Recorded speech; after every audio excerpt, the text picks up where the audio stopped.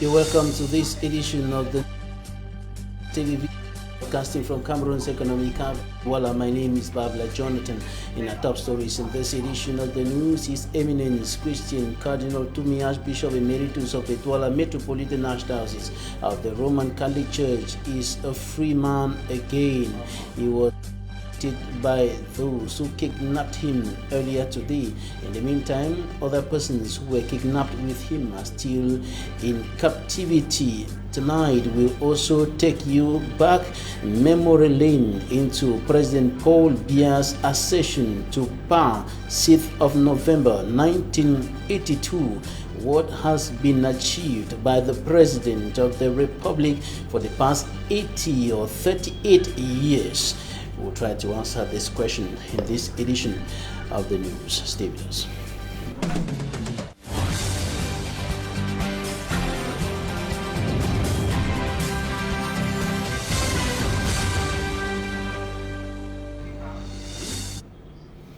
After several hours in captivity, the Archbishop Emeritus of the Douala Metropolitan Archdiocese of the Roman Catholic Church, His Eminence Christian Cardinal TUMI, has been liberated.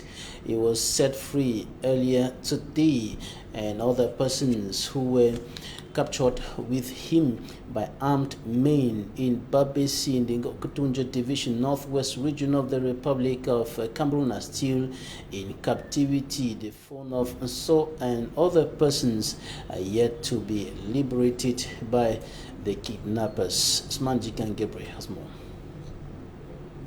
Saints of the Roman Catholic Church, alongside Reverend Fathers and Sisters, heading towards Babesi in the Ngoketunja Division of the Northwest region. Singing songs of praise, the Christians drawn from Kumbu and Jakiri were on a mission to Baba village to demand for the release of His Eminence Christian Cardinal TUMI, kidnapped by unknown armed men Thursday.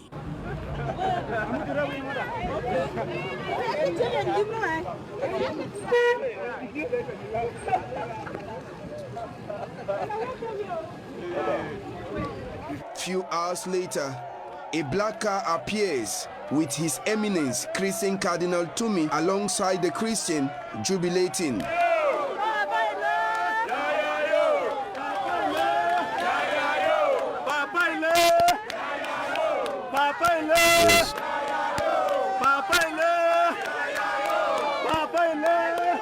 He was then later transferred from the black car to another as they head towards Kumbu. Thank you, Jesus. Thank you, Jesus. Thank you, Jesus. Thank you, Jesus. Thank you. Oh, God. Jesus. Thank you, Jesus. I will say this people will leave. It's okay, it's okay. I will say they will leave. It's okay. Father, please put hand under. Put hand on the leg.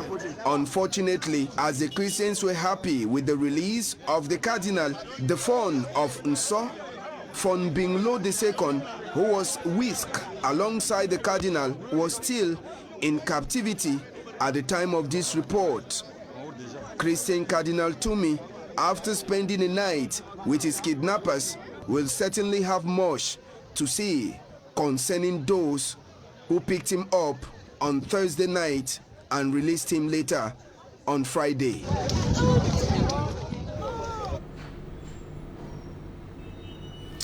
Cardinal TUMI, Archbishop Emeritus of the Douala Metropolitan Archdiocese of the Catholic Church, set free. He was captured yesterday by armed men around Babesi in the northwest region of the Republic of Cameroon on their way to Kumbu, and he was abducted with other persons, including the traditional ruler of the Sot people and other persons who were traveling along with them, and we yet to get news about the whereabouts of the phone of Sot and other persons who were abducted with the Cardinal, with the man of God, Archbishop Emeritus of Douala, His Eminence Christian Cardinal TUMI. Will keep you updated as soon as we are informed.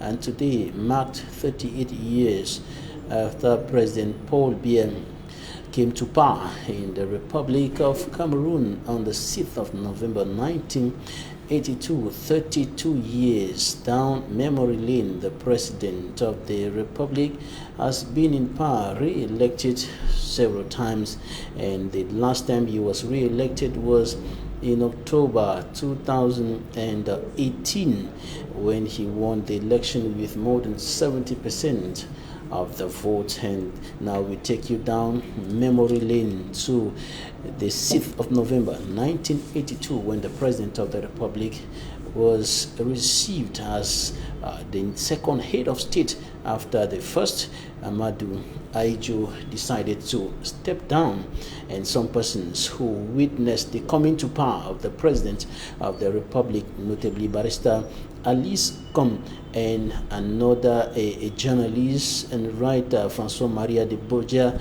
Efembe, spoke to us in La Vérité en Face, and they recount the story, what they witnessed when President Paul Biya came to power. In this report compiled by Innocent Aze. The unity. On November 6, 1982, President Paul Biya, then Prime Minister of Cameroon, assumed office when Amadou Ahidjo surprisingly announced his resignation. November 4 same year. You know, we got the news from the radio, and everybody was shocked because surprised. What are we going to do? What will be the next step? Because the country was so respected abroad. And he told everybody that he will be the one who make politics. But because he's the one who make politics, he will be able to have politics that easier the life of the private sector by having a good reputation for Cameroon, a good signature in the banks, and everybody, and believe me, as students, we were very happy because we all had scholarships and become someone in the city, in the country. We had all many facilities. Later on, adaptation cooled down their fast-beating hearts. Gripped by fear, all of the blessings and respects Ahidjo brought them will disappear under President Paul Biya. When the things came true and effective on the field, many people were so happy because we were prepared by President Amadou himself, who asked us to support his successor, to love him, to help him, to support him. So everybody was glad, everybody was confident. In the long run, they discovered that the sugar pack turns to salt. There are simply two arms of the state in Cameroon and not three, because one, the judiciary, is absorbed by the executive. What do you think about this? What I think is that there's only one arm, not two. The executive has all the others in his arm. Only one arm. This is what we can call dictatorship, authoritarianism. Never you can call this kind of organization on the field. Never, never, never you can call it democracy. The people have no power here to sue him if he commit an offense. Yes. Can you tell me where is this court in our country? A writer and politician, François de Bourget Marie Evembe, thinks there was need to discard Ahidjo's ideologies and through President Paul Biya institute the democratic mechanism that will develop the political, socio-economic and other aspects of national life. C'était ça l'objectif. Expectations contained in the book Communal Liberalism, but which was never attained. On n'a pas mis le libéralisme communautaire en œuvre. Qu'est-ce qui s'est passé? Bien qu'il y ait des déclarations. He says declarations replace this book. Reason why nothing moves in this country whose destiny lies in the hands of Cameroonians who needs to change it via bravery. Pourquoi les Camerounais n'ont pas dans la tête de faire comme leurs frères aînés, leurs pères qui sont morts, martyrs, pour que ce pays ait un semblant de souveraineté? Pourquoi? militants, supporters and sympathizers of the ruling Cameroon People's Democratic Movement, CPDM political party, have been celebrating President Paul Biya's succession to power in different parts of the country. And in the Indian division, speaking during that ceremony, the Indian section president said that the people of that part of the country have many reasons to give thanks to the head of state, despite the unstable socio-political and security climate reigning in that part of the country. His Majesty Chief Mekanya Okon Charles, section president for Indian in the southwest region of the Republic of Cameroon, regretted that Indian division, being the economic heartbeat of the nation, or that part of the country, and why not the nation, with the palm oil plantation which is located there, is seriously hit by the socio-political crisis in the Anglophone regions. But he said that the positive thing is that the Indian division is coming out of that strongly, and the section president of the CPDM in the Indian division encouraged the people to remain positive, to remain determined to take that part of the country, and why not the rest of Anglophone Cameroon, out of the troubled waters, the crisis that has been pulling on for close to 4 years today. And of course, he was speaking there, indicating that the president of the Republic of Cameroon in the past 38 years has done much to ensure that their living conditions are improved, to ensure that they are living in peace, to protect them, and of course the territorial integrity of the Republic of Cameroon. Take a listen to Mekanya Okon Charles. We know that Jan has been the target for the envy of many areas, even foreigners, because of the resources we have.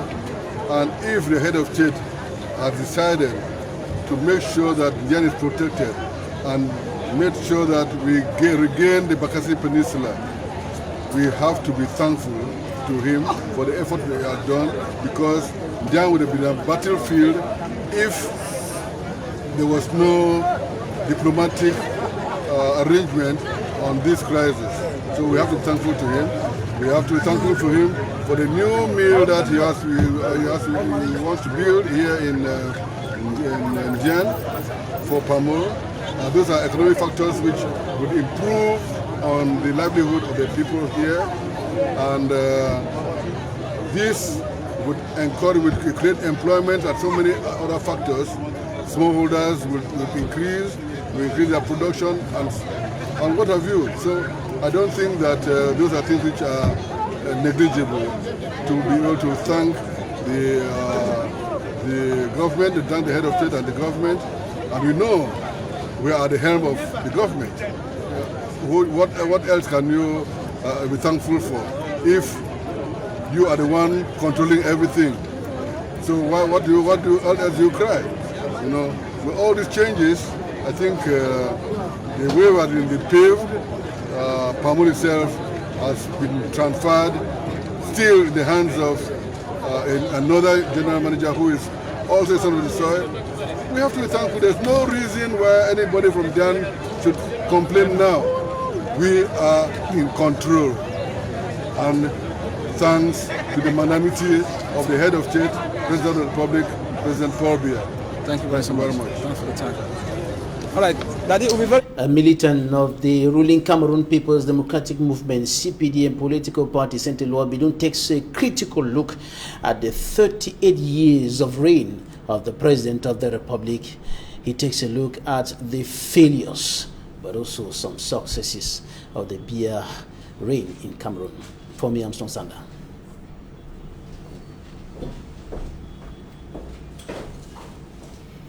For me, I'm Stone Sander with that report on the 38 years of reign of the President of the Republic of Cameroon.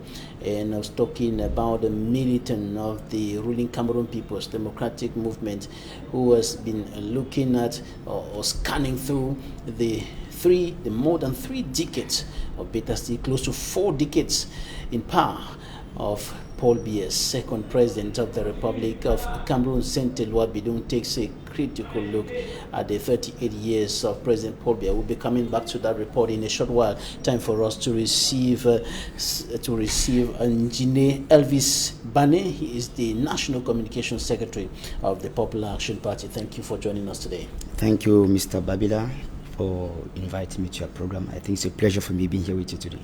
All right, 38 years of President Paul Biya. I'm sure that's the only president you have known the whole of your lifetime. Am I right? Actually, that is the only president I've known all my life, and so I can describe him as the president of my life, and he's now threatening to be the president of my children's own life too, something which I think is going to be an impossibility. How is it threatening to be the president of the life of your children? Well, when I say threatening, if someone has decided to monopolize power and he thinks that being the head of state is a personal something or a family something, then I think it's a threat. He's a threat to democracy as far as politics in Cameroon is concerned, and that's why I say he has been the president of my own life, and he thinks that he will be the president of my own children's life, and I think it cannot work. You think it cannot work? What if he's ruling the country while, as his supporters claim, as those close to him, his government members of the CPDM, that he's ruling the country in the right direction? Recently, the Minister of Territorial Administration in Kumba said the country is under the enlightened leadership of the father of the nation, President Paul Biya. Well, I don't know what he terms as enlightened leadership, but to my best understanding, I would tell you that Mr. Biya's accession to power since 1982 has been a national catastrophe. It is a disaster for Cameroonians because I don't remember anything that man has been able to do for Cameroon that we can, as Cameroonians, praise him for. Because if you look at the country politically, socio-economically, or whatsoever, everything has gone down the trail. Everything is a catastrophe. Everything has failed. So Mr. Biya is, I think, he is one of the worst leaders that humanity has ever had, and I don't see any reason or do anyway. It is but normal. When you talk about the Minister of Territorial Administration, those are people who represent and reflect just the image of the system that they represent. So it's but normal for us to hear them talk that way. But I think Cameroonians, as a whole, we do regret having ever had Mr. Biya as head of state. What do you make of multi-party politics, the return to multi-party politics under his reign, the Bakassi Peninsula conflict with neighboring Nigeria solved in a peaceful manner under his reign? What do you make of all the roads that have been constructed, despite the fact that many parts of the country are still suffering the problem of bad roads? What do you make of the second bridge of our River Uri? What do you make of the various dams constructed here and there, Memvele and the rest, to supply electricity to Cameroonians? Mr. Babila, when you cite so many things, and those are just some of the type of things that the CPDM die-hard supporters will come here to tell Cameroonians. Now, let me start with the dams. You see they have constructed left and right at the Memvele and Obanot. Are they operational? Are they functional? When you go and inaugurate and you celebrate the inauguration of projects, and you cause Cameroonians to celebrate, and at the end of the day, those projects do not see the limelight of day, how do you call that success?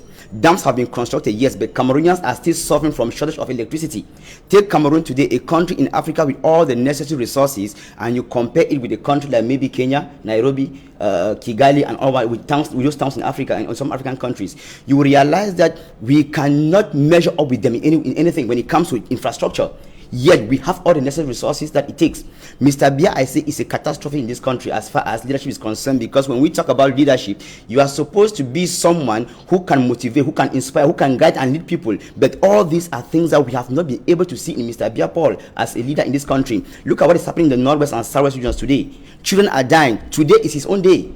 Are we together? People are celebrating the day for him. But where is he? He cannot even address the nation with respect to what is happening in the Northwest, Southwest. Is that what we call leadership? You talk about roads. I just came into Douala today from Yaoundé. Can you call that a national road?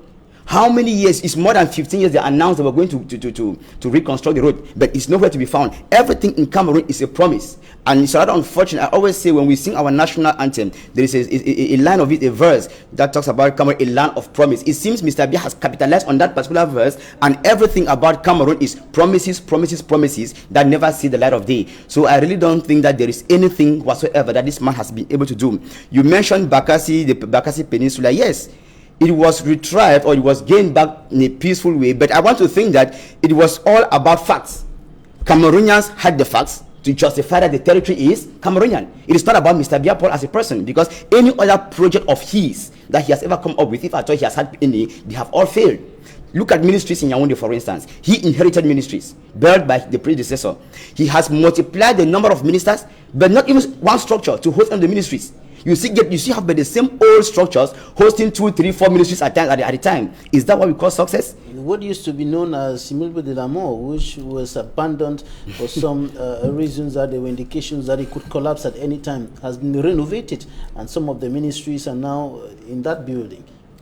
Thank you. Say some of the ministries. Mr. Babila, the question I would rather ask is this: are we supposed to take 40 years of leadership to renovate, not even to renovate a building? 40 years in power. And I just got in one of your reports that somebody from Ndian tells the people that they will soon be coming out of their situation. Ndian is one of the richest divisions that we know of in Cameroon in terms of resources. They don't have roads. I am rather baffled that an elite from that place can come up to tell the people that it is now that they will come out of that situation. How do you come out of that situation after 38 years? That is 40 years that an individual has been in power. And you tell Cameroonians we need to take 40 years to sit and wait for a human being to renovate a structure. I don't know. Cameroon, those who support Mr. Biya, I don't know exactly if the point that we have been hypnotized and we don't reason or how. How can a human being renovate a structure and we think that it's an achievement to the point where we have to sell him out nationwide? I still say again that Mr. Biya to me is a failure, and I think this day is rather supposed to be a national day of mourning for Cameroonians as far as his leadership is concerned. Isn't it hyperbolic? Isn't it gross exaggeration to say that for 38 years somebody has achieved nothing, a head of state has achieved nothing? Mr. Babila, let's come to education. What have we gained in this country under Mr. Biya in terms of education?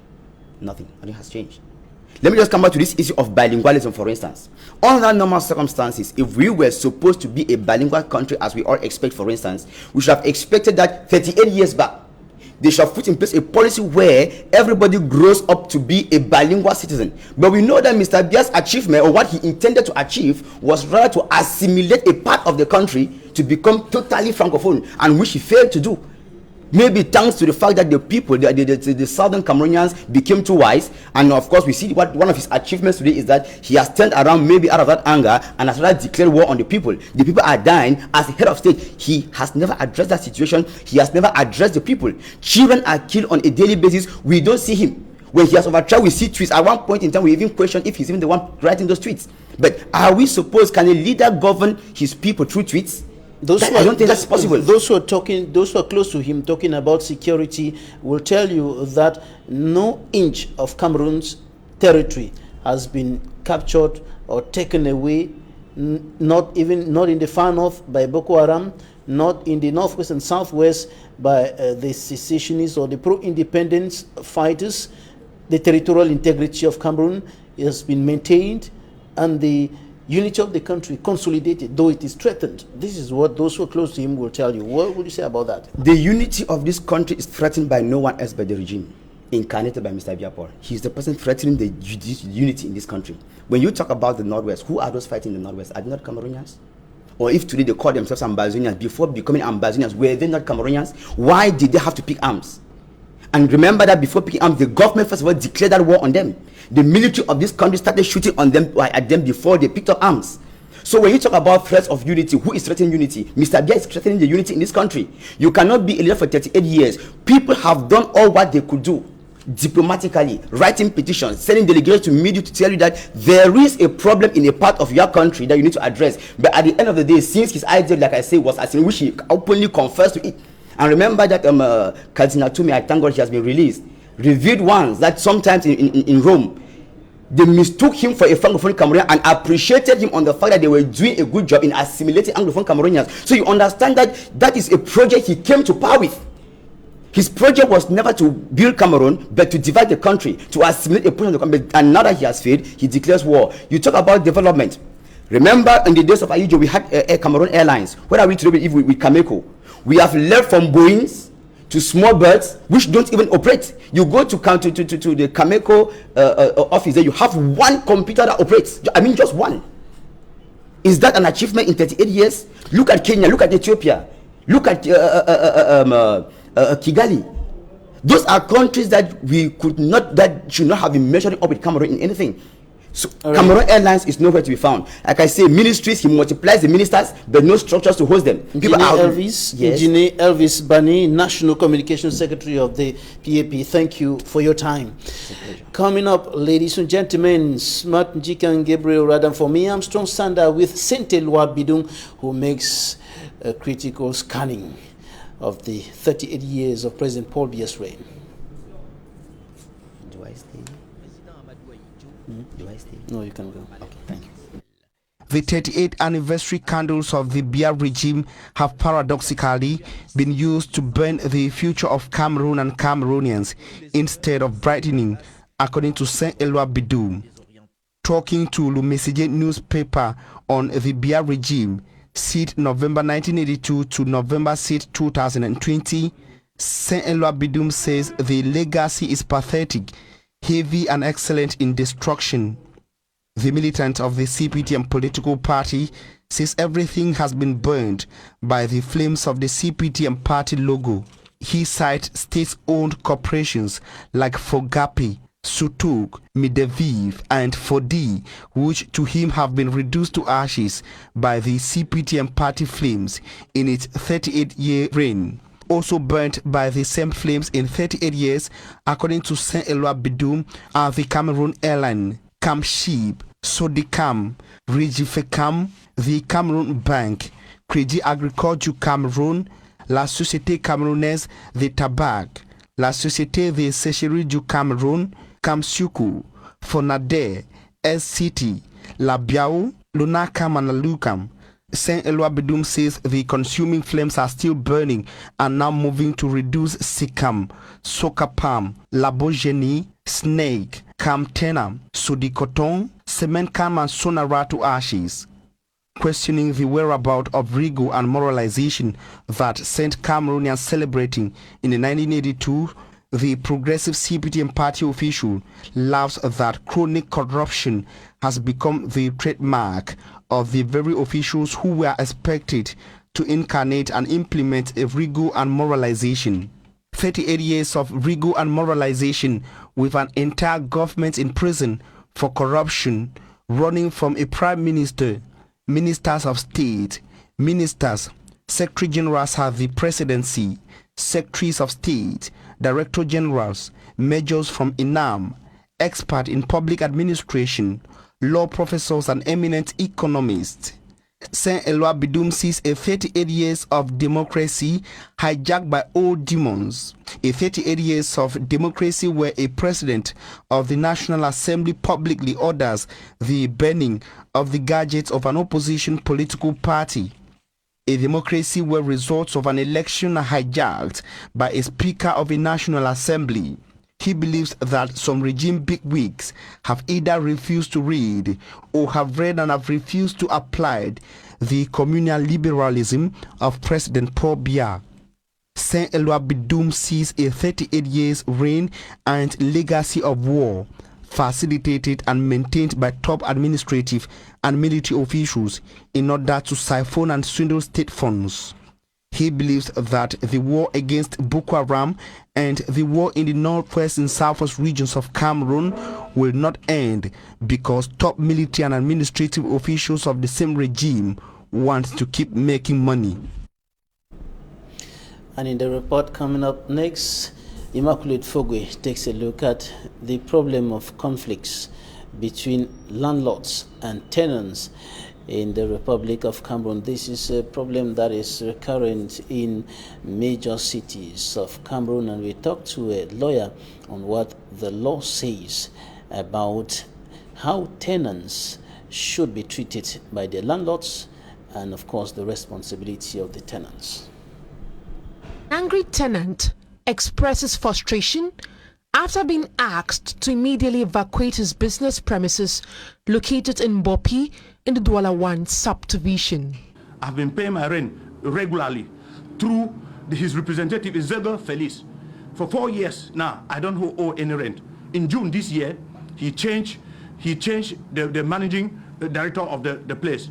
He came in with a very bad spirit and he asked me to to liberate the place. The newly employed caretaker of the building has decided to take the law in his hands by sealing the shop with iron bars and equally depositing a truck of sand in front of the shop. At 10 a.m., at 10 p.m., the Guardian called me that there are some welders welding closing my shop.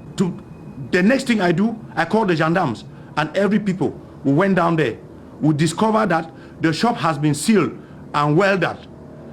And all the welders were taken to the gendarmerie, and then they told the gendarme that they are working in the instruction of Sedu Segu Blaise. After contacting the caretaker on phone, he refused telling us his own version of the story on why he is asking Mr. Shanga to leave the premises. On voulait avoir votre version des faits. Vraiment, je n'ai rien à voter, mon frère. Je n'ai rien à voter. Je suis très occupé. Barrister Tamfo Richard, reacting to the situation, describes the action taken by the caretaker as illegal. If there is any dispute, the courts are there to resolve. People should not take the laws into their hands. Imagine the companies, Elisa Motors, also taking the laws into its hands as the landlord is doing, will have resulted in a barbaric state of condition. We, as law-abiding citizens, we respect the laws of this country, and we believe that through the institutions that we have seized, the investigations that have been opened, the pending file which is in court between the tenant and the landlord is going to produce the legal effect. So the tenant, Ashanga, says no one is above the law and that he's expecting a court of law to give right judgment. Will a proprietor of a place take the laws in his hand? If there is any problem between a tenant and a proprietor, they should call the competent authority. That was why I went to the gendarme this morning and called them. They came down into the place and they localized the place and they saw all what he has caused. There's a lot of manka à gagner in this shop that has been closed. We sought to know from Barrister Tamfo Richard what the law says about the relationship between tenant and the landlord. In Cameroon, commercial tenancies are regulated by WADA legislation, so the landlord has no right to take the laws into his hands, as we see in the present case where the tenant is complaining that the landlord has sealed his shop and has thrown a heap of sand in front of his house to restrict him from exploiting his premises. That is taking the laws into his hand, because there is a court to entertain any dispute between landlord and tenant. Talking Point is up next.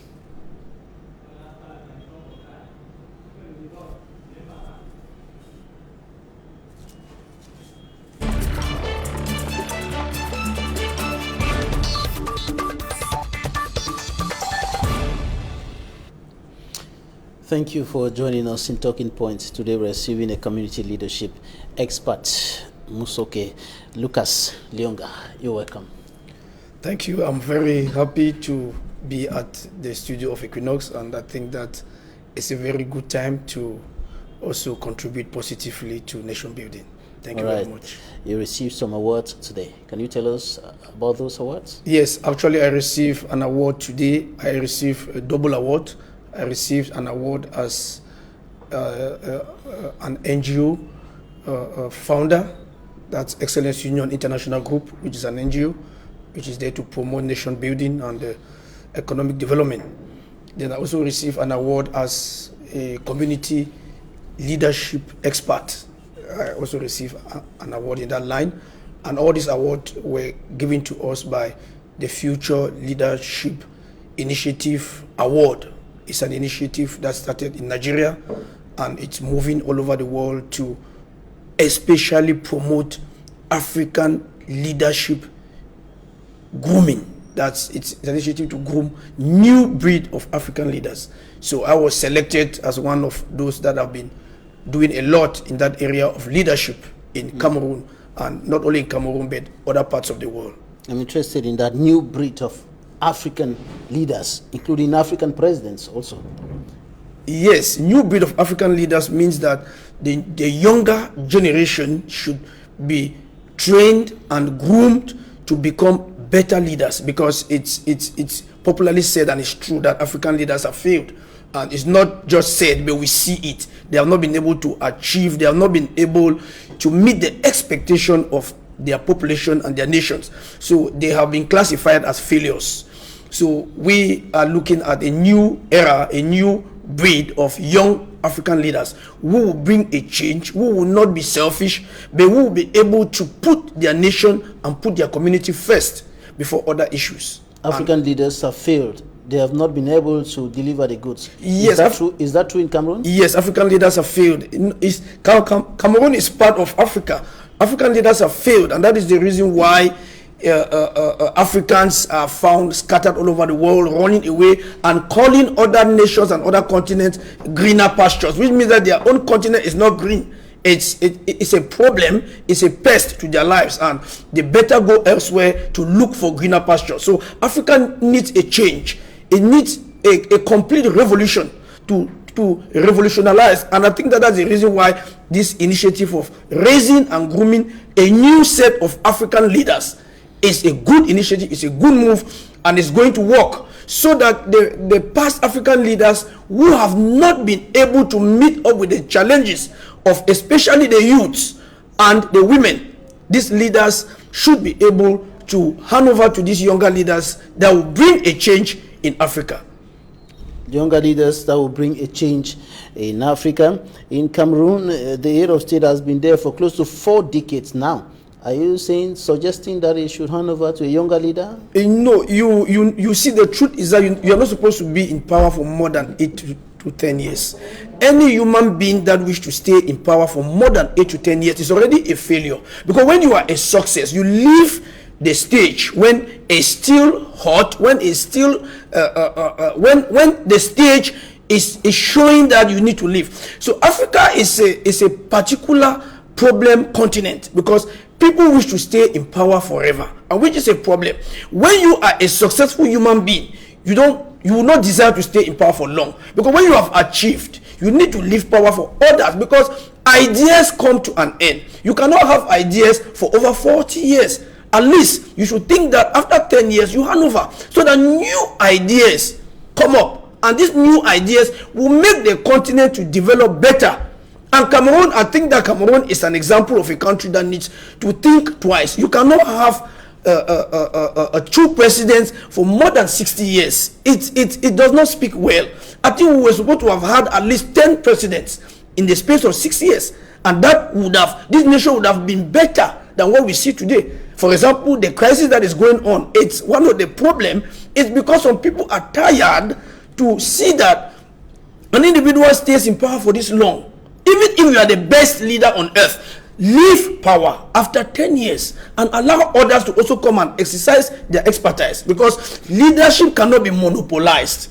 It should be shared, so that others can also put forward their own ideas and their own innovation. Quit the stage before the stage quits you. Yes, you quit the stage before the stage quits you, because many have stayed, and what happened at the end, God alone knows, and we have all seen. So I believe that it's a new era, and that is why these new leaders are groomed, and they are told, they are empowered to be able to leave the stage and not cling to power. They should see power as an opportunity to contribute, and when you contribute your own quota, you leave, so that another person can also come and contribute. You now can act as a consultant, as a contact point, as an advisor to the younger people who should be the ones now to spearhead leadership in Africa. You're a promoter of peace, and you talked about the crisis in the northwest and southwest regions of the country, and the most needed thing there now and the rest of the country as a whole is peace. Peace. How can we have this peace in the midst of guns, bullets flying here and there, children killed in Kumba, some attacked and stripped naked in a school in Limbe, others kidnapped in the northwest region, even a man of God like Christian Cardinal TUMI kidnapped and later released, John Frundi kidnapped, and other persons, teachers. You see, I always look at issues, even as I've been trained, from the root cause. What is the root cause of probably the crisis that is going on? The root cause is simple. The root cause is a matter of not respecting the right of people and not respecting the right of a people that is called the English or the Southern Cameroonians. Their rights have been violated completely from the fundamental constitution that brought these two entities together. And this has taken so much time to be corrected. And I think that we are not, even if we talk about peace, peace is not preached when there is war. You don't preach peace when there's war. You don't talk about peace when there's war. You talk about peace when war has stopped. I think that a war has been declared, and this war needs to be stopped. There needs to be a reversal statement that this war should end from the President of the Republic, that this war should end. And people now will be able thereafter to sit, to follow the process. It's a process. When you talk about peace, it's a process. It's not an act. It's not an event. It's not just something that will just happen today, peace. No, it's a process. There are things that must be done. People have been hurt. People have been killed. A lot of things have been destroyed. So there is a lot that needs to be done. Because peace is not an event, as I said. You cannot come now and say, let's stop the war, let's peace return. No, because people have been hurt. People have been battered. And this thing is actually touching their minds, touching their families. So it's a very long process for peace to come back, to return to a country like this. It doesn't take less than 24 years because it's a theory. It doesn't take less than 24 years for peace to return in a country like this. It's a very, very long process. That is the reason why the earlier they stop this war is declared finished. I would love to use that word, finished. Let the war be declared to come to an end. When the war ends, then now they start following the procedures. It's a very long procedure, which we cannot say here on this very short time, to show the processes, the procedures that are required before we start talking about peace. It will take at least, as I said, 24 years. It's not something of today, because a lot has been done. Right. And from practical examples of other places, these theories have been established. And it will take a long time for this to happen. But the earlier this war is declared to stop, to come to an end, the better for Cameroonians. That's a ceasefire should be declared. Yes, the ceasefire should be declared. I don't even look at it as ceasefire, because that word ceasefire seems to be too soft. I look at it as let's stop the war. All right, let's stop the war. Musoke Lucas Lyonga, you are the coordinator of Excellence Union International, promoter of peace and community empowerment and transformation, and of course, brand ambassador. Thank you for joining us today. Yes, I'm so grateful, and I wish Equinoxe the best. You have been doing a very great job here, and I believe that Cameroonians are actually praising Equinoxe television. Thank you very much. Thanks, ladies and gentlemen. Do stay with us. Equinoxe Wise up next.